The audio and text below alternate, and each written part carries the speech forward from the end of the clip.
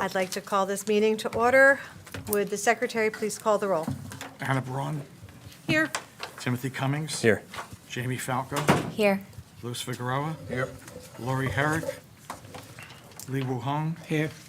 Lori Lax, Wilbur Pan, Here. and Heather Glass. Here. Please rise for the pledge. I pledge allegiance to the flag of the United States of America and to the republic for which it stands, one nation, under God, indivisible, with liberty and justice for all. Good evening. The New Jersey Open Public Meetings Law was enacted to ensure the right of the public to have advance notice of and to attend the meetings of public bodies at which any business affecting their interest is discussed and acted upon. In accordance with the provisions of this Act, the East Brunswick Board of Education has caused notice of this meeting to be published by having the date, time, and place thereof posted at the Board of Education offices. Written notice was also provided to the Sentinel, the Newark Star Ledger, the Home News Tribune, and the Alternative Press of East Brunswick, and the Municipal Clerk of East Brunswick. All Board of Education meetings, with the exception of executive session discussion, are videotaped for later broadcast. It is the policy of the Board of Education that videotaped meetings are not edited for any purpose. Individuals who speak at the board's public meetings should be aware of these videotaping rules. All right, good evening. Our agenda is a little different than usual. We are going to go directly into the good of the cause for the public. After that, we will be going into, we're doing committee reports before that? No, we'll go right into executive session. Okay, after that, we are going right into executive session, the time of which is expected to be 3 hours. Correct. Okay. All right, the Board of Education recognizes the value of public comment on educational issues and the importance of allowing members of the public to express themselves on school matters of community interest. In order to permit the fair and orderly expression of such comment, the board shall provide a period for the public comment at every meeting of the board. Residents are welcome to speak up to 3 minutes. Timing will be kept by the board secretary. We would just like to request that when you step up to the podium, you state your name and address, unless you are a student. Before we start, I would like to say, right now, it doesn't look like it will run over an hour, but because of the length of the closed session that we need tonight, we are going to, if the public portion goes to an hour, we are going to pause. We will go into closed session, and we will reopen 3 hours later. We respect and want everyone to have their opportunity to speak. We also have a massive amount of work to work on this evening, which is all probably the content of why the public is here to speak. So we want time to consider that. Just wanted to be upfront. That's kind of how the schedule is going to have to go to be able to get done everything that we need to do. All right. That all being said, is there anyone this evening wishing to address the board? Come on up. Thank you.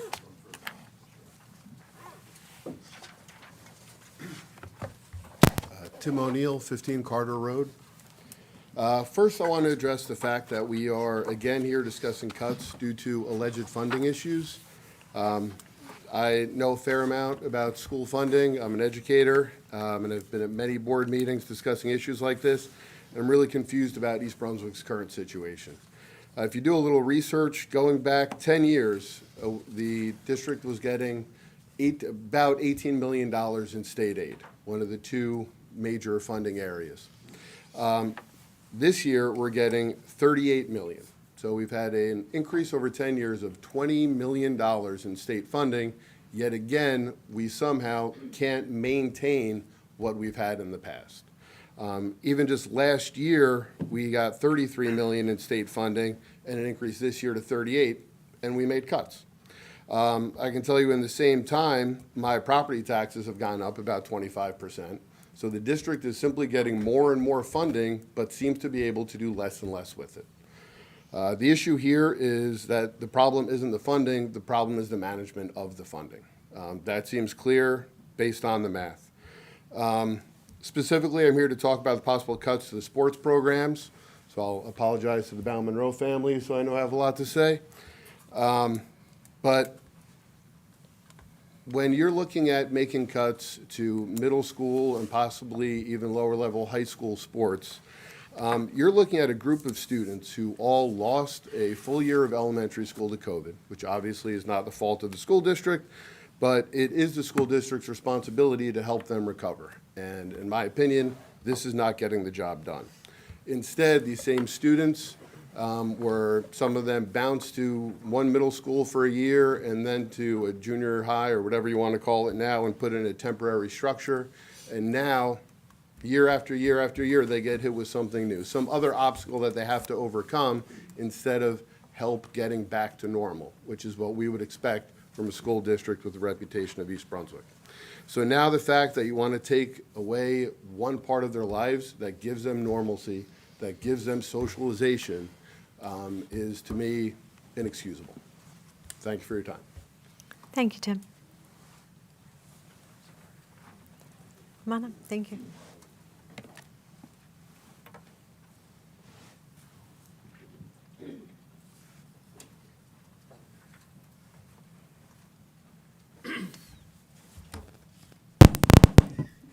My name is Neil Shaw. I live at 1 Jennifer Court. I'm probably going to be repeating a lot what this gentleman here just said. Good evening, everyone, and thank you for giving me the time to speak tonight. I want to talk about something that means a lot to me and to so many families in this town, and that's youth sports. I know that we're here tonight because the district is facing some tough financial decisions, and I don't envy the position that you guys are in. But I have to ask, what happens to our kids if we are starting to cut school sports and raising fees on rec leagues like Fast Break? Fast Break basketball has been a staple in East Brunswick for 28 years. So many of you and your children have gone through the program, whether it was regular Fast Break or our award-winning Buddy Ball program. Like a lot of parents in this town, I was roped into coaching because they needed volunteers. And somehow I've been standing on the sideline for the last 10 years. 2 years ago, I joined the Fast Break Board of Trustees to give back to the league that gave me thousands and other EB families so many memories, including the emotional roller coaster of living and dying by one of my son's famous three-pointers. If you know, you know. But here's the problem. Fast Break, like every other youth sports program, is feeling the pressure of rising costs. We do everything we can to keep the fees low so that every kid can play. This year, after our season started, we were hit with additional charges that has left us scrambling and trying to cover. As I mentioned, we all understand the position that the school board is facing, but if the fees to Fast Break keep increasing significantly for the next year, it would be a cost prohibitive for our tax-paying residents to have their children participate in the league. I know cutting school sports won't magically solve the budget crisis, and I know tough decisions have to be made. But before anyone shrugs off raising rec league fees as a quick fix, think about what's at stake. Sports give kids structure, confidence, and a place to belong. They keep kids active and keep them out of trouble. And let's be real, they keep them off their screens for an hour or two a day. They help with mental health, teaching life skills, and even reducing substance abuse risk. We all know that East Brunswick is a sports town. These programs aren't just games. They're a big part of what makes this community strong. So before deciding how to balance the budget, I ask you to think long term. If we make sports less accessible now, what's the cost to our kids and our community down the road? Call of action to really be is that I know that moving a few budget line items here and there may make sense right now, but in the future, it really does hurt the community. And we would hope that you guys all think really hard and long about what that 10 decision seconds. today or in the future is going to do to our community long term. Thank you. Thank you, Neil. Anyone else?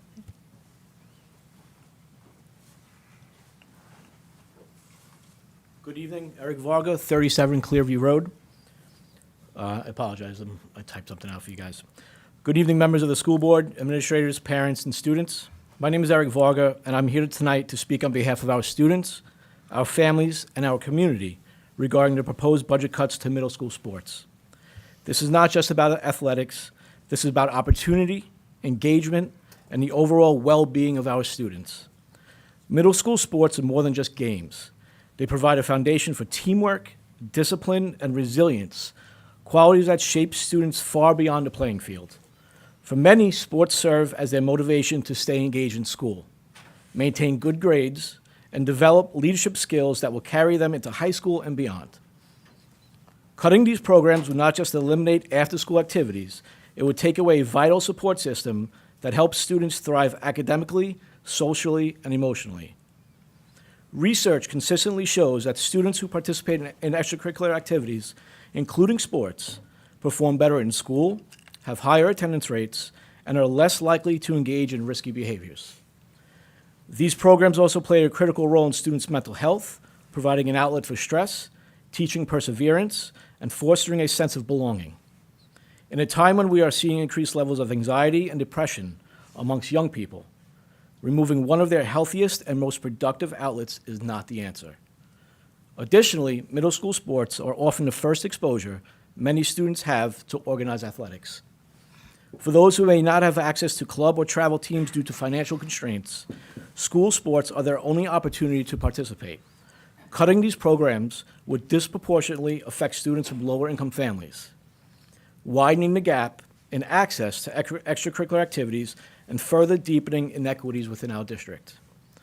I understand the challenges of balancing a budget. I'm actually a school administrator myself. I appreciate the difficult decisions you face. However, I urge you to consider the long-term cost of eliminating middle school sports. The benefits far outweigh the expenses. If we remove these programs, we risk losing students who would otherwise find their passion, their confidence, and their sense of purpose through athletics. Tonight, I ask you to think about the faces of the students who rely on these programs. The young athlete who found their confidence through a baseball team.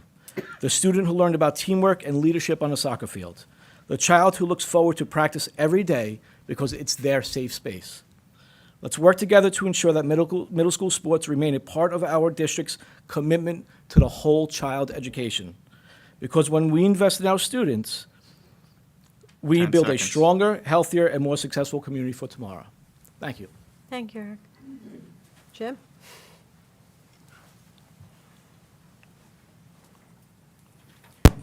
Good evening, Jim Logan, 30 Myrtle Road, East Brunswick. I think both Tim and Neil and Eric said it very beautifully, so I'm not going to repeat that.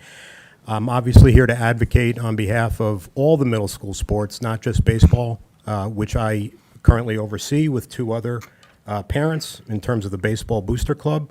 I've been involved in this township with youth sports for now 14 years, and for the third year now overseeing the Booster Club. And what I could tell you is, while these children won't be out on the field, at least playing real games for another 2.5 months, we're running twice a week indoor sessions right now at the high school. And we've had over 40 participants. We've done it 3 nights so far. We just got started. We've had over 40 participants each of the 3 nights, and 2/3 of those participants have been 7th and 8th graders. And the passion, the joy that you see in their faces, the excitement, I think Eric hit on it beautifully when he said the confidence factor. We're not talking about the students who do very well already playing a sport. We're talking about the students who need that confidence, who are trying to embrace a sport, who are trying to learn and aspire to someday play on JV or varsity. And I think it's also about a sense of community, because while you clearly understand everything we're saying, right? No one wants to be in this situation, as I said a year ago, under different circumstances. And yes, the pain has to be solved from somewhere, but I think fundamentally you want to maintain that sense of community, that sense of pride of these players eventually playing for the JV, playing for the varsity, having those lifelong friendships and memories, and the pride of playing for East Brunswick. And if we eliminate these types of programs now, unfortunately, what we're directly doing is we're enriching the pay-to-play businesses in other parts of the community that are not East Brunswick.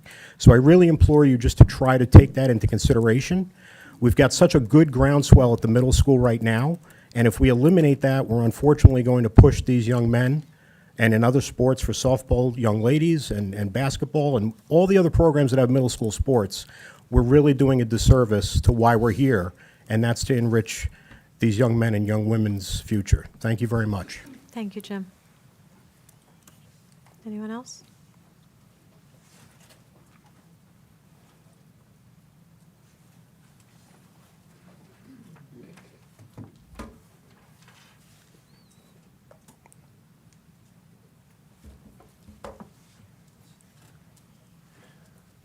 Michael Mastruzzo, 27 Colonial Drive.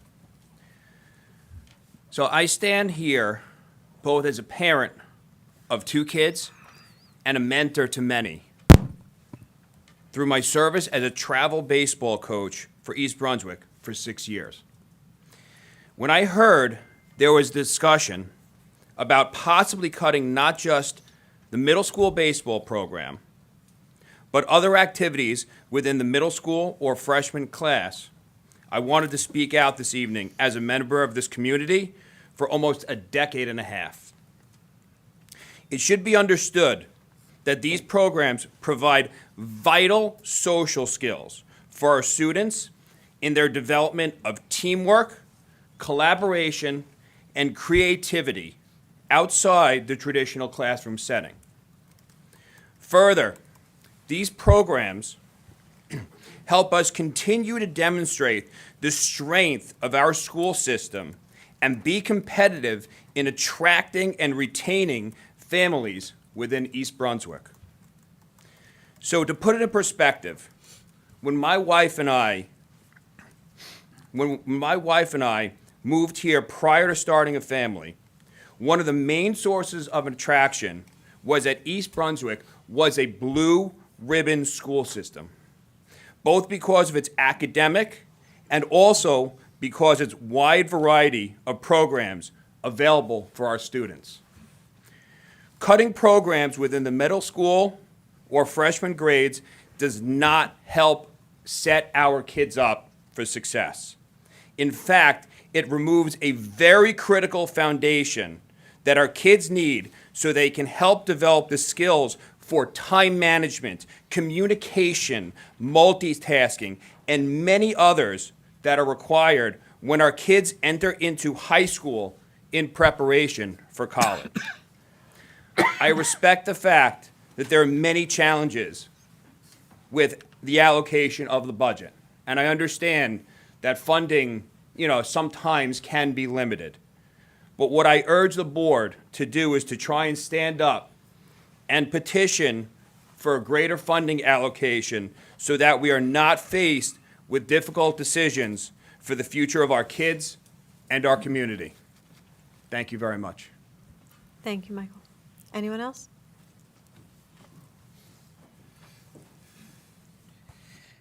Bear with me, I just got new glasses. Danielle Vieto, 23 Bradford Road. Dear board members, I stand before you today acknowledging that this is not an easy time of year. As someone also in budget season, I don't envy the difficult decisions you must make.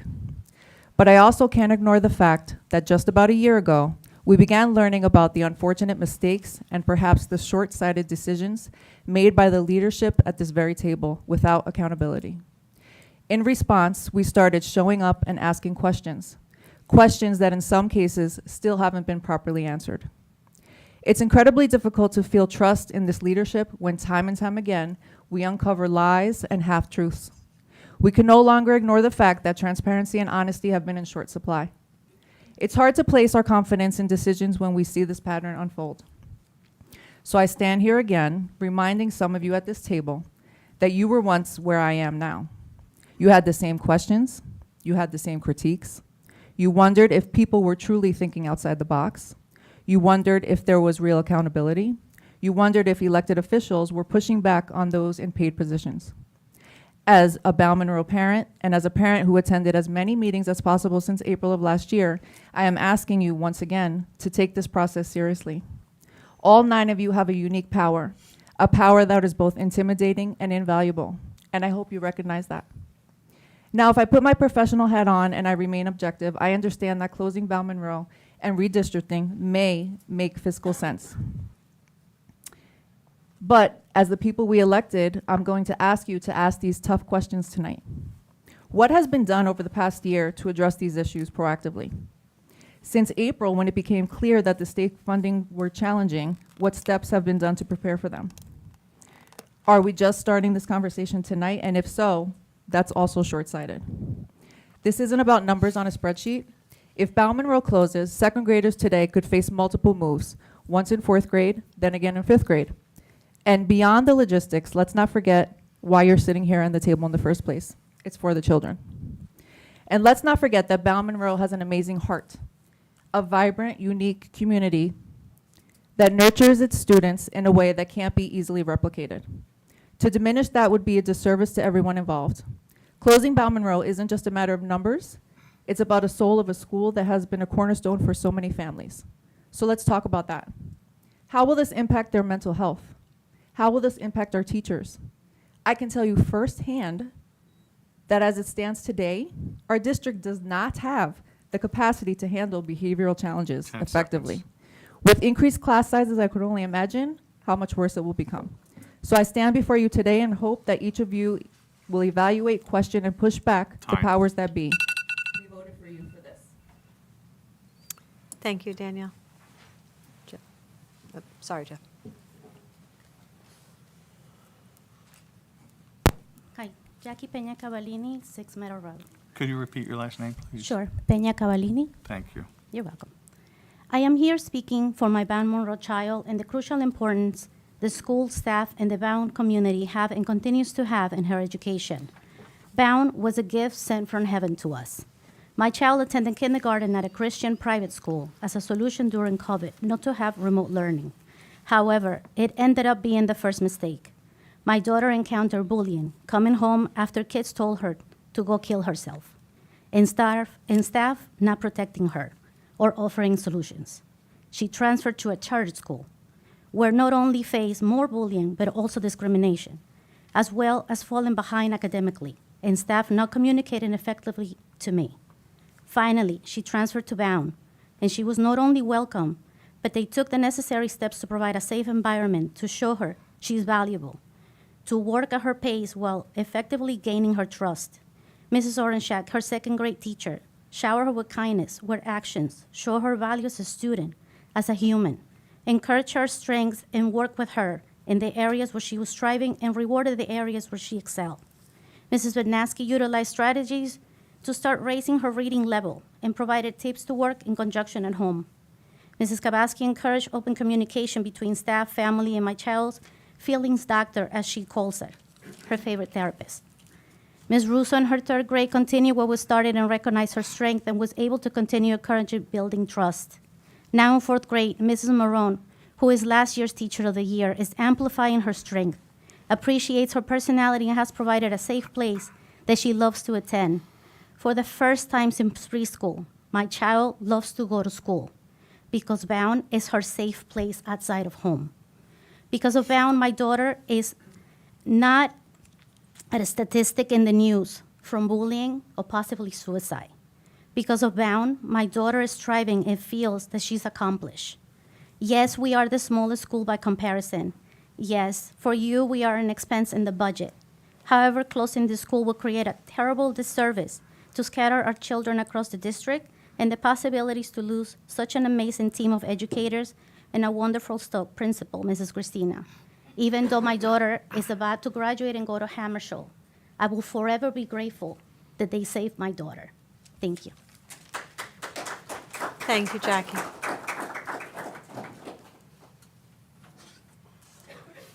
Is that too far?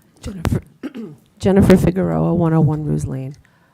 I did not plan on speaking tonight, but I came last week to the board meeting to speak on something wonderful that I had experienced at the PTSA meeting. And as I sat in this chair here, I could not believe the budget presentation that I heard. I felt like I was back a year ago. And my biggest question was, in a year, what had you done to prepare and plan for this year? And I felt, based on that presentation, that there was pretty much no thought. We got through last year, and that's it. Last year's cuts and budget problems were told that there would be the least impact on students. This year's presentation, I felt that it's going to have an amazing impact on students. Amazing in a terribly negative way. Right there on that screen, it says East Brunswick Public Schools, excellence in academics, athletics, and arts. And all I heard last week were cuts to academic, athletics, and arts. You might as well take that saying down and just put it East Brunswick Schools. We are average. And I also would like to know why tonight there's an amazing presenter over at Hughes that is a district presentation. So it was one school or one sports team, but a district presentation. It was actually talked about at last week's meeting. And here we are at this meeting tonight where you're taking people away from it. I apologize because I'm going to walk out now because it starts at 7 and I would really like to see it. He's an amazing speaker on raising healthy children. So here I am, spacing my time to come here, and I'm listening, and I'm just seeing that. And every cut that I hear, cutting a school, closing a school down, cutting athletics, cutting arts. I mean, I don't even know if that's come up, but last year, it was a one-year forgiveness. So this year, I'm assuming that fourth grade arts program, music program is going to be cut because that's what it was told last year, that it was a temporary forgiveness. So this year, I'm assuming that it wasn't talked about because it's already been a done deal. I'm not even sure. But I mean, I find it to be a disgrace that it's excellence in any of those things that all we're talking about is cutting those things. Thank you, Jen.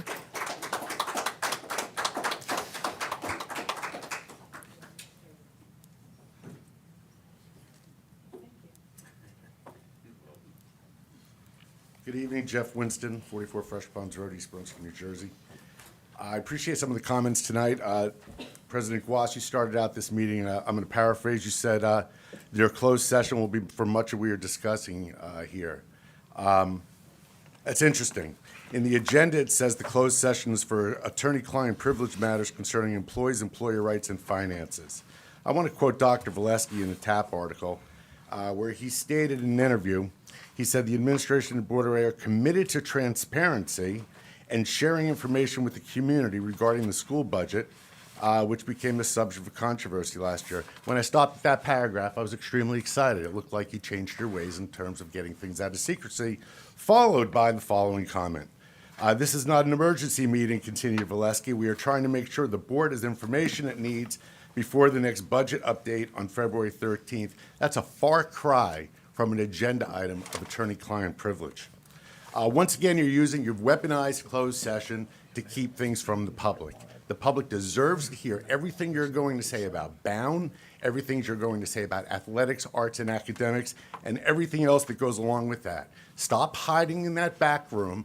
We have a right to hear from our elected officials, their thought process, as we make decisions on who we want as stewards to a $200 million plus budget.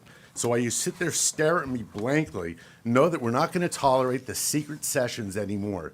I'm looking forward to hearing and reading the notes from that closed session meeting. And if any word of budget or anything is placed in there, you have violated NJSA 10:4-12B 1-9. Stop using closed session to have conversations that affect everybody in this audience. You can't hide from your mistakes. It is no secret that healthcare costs would have gone up, that salaries would have gone up, and you knew all of this last year when you went through the budget as Mr. Giuliani stares at his screen. But the fact of the matter is you've done nothing to prepare for this. There's been no measurement, no accountability. Need I remind the candidates who are recently elected, and some of you voiced your concerns on all of this, speak up. If you see something in closed, do not let these people bully you to believe that it belongs there. There are 9 very distinct reasons why closed session items exist.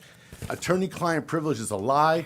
I call on legal counsel right now as representing our district to make sure that they stay in compliance. This town deserves to hear every foolish lie that comes out of your mouth as we consider what happens next for this Board of Education and particularly the administration. Thank you. Thank you, Jeff.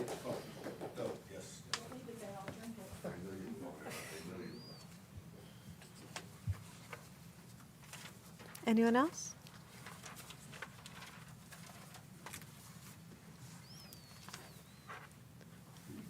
Hi, good evening. Maggie Georges from Garfield, East Brunswick. So last week, once again, we had a really fun presentation. And I took the feedback that was given is contact your legislators.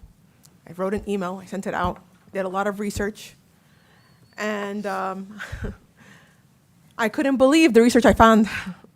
I found that the last date for comments was January 17.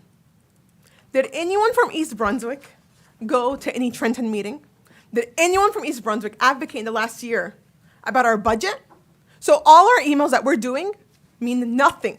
They were supposed to be sent before January 17th. And I found this out through a Monroe post. Monroe has an advocacy committee. And they completely invested in sending emails. Hey guys, reach out to your Trenton. Let's go to Trenton. They've been so proactive. How have we been proactive this year? We have not been proactive. Like we're telling people to send emails to legislators, and it's done. It's done. The budget is done for this year. And what's even more frustrating is last week also it was said that brace yourself for the next 2 to 3 years. Brace yourself. So we're going to get cuts every single year. And so if we're just looking at a budget and just figuring out cuts, anyone can do that, right? Anyone can do that. I can look at a budget and say, this month I'm not going to pay my mortgage because I don't have money. All right? It takes another level to figure out, okay, we're coming up with cuts. How are we going to come up with revenue? Anyone, really honestly, to manage a budget is really not that difficult. You could just say, I'm going to cut this, especially if I'm detached to it. I'm detached from Bow Monroe. I can easily just close down the school, right? How about you go spend a week there at Bow Monroe and then tell me you're going to go cut it? Okay, it's very easy to cut when we're so detached. So I ask you, what have you done this last year? And what are you going to do in the next 2-3 years besides look at a budget that's given to you? Thank you. Thank you, Maggie.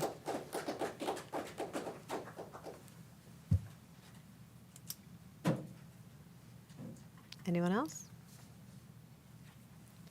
All right, I'm going to close the public portion.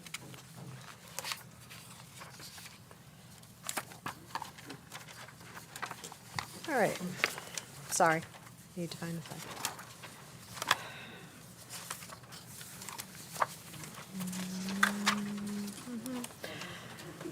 All right, we are going into closed session. We have a need. Whereas the Board of Education must discuss matters which are not appropriate for discussion in a public meeting, and whereas these subjects are within the exceptions to the Open Public Meetings Act and are permitted to be discussed in closed session pursuant to NJSA 10-4-12B, and whereas the Board of Education intends to discuss matters as listed on tonight's agenda, and whereas the length of the closed session is estimated to be 3 hours, no action tonight, right? No action. After which no action will be taken. Can I have a motion for closed, please? All right, Tim and Wilbur. All right, discussion? All in favor? Aye. Opposed? Abstentions? All right, motion carries. We're in closed.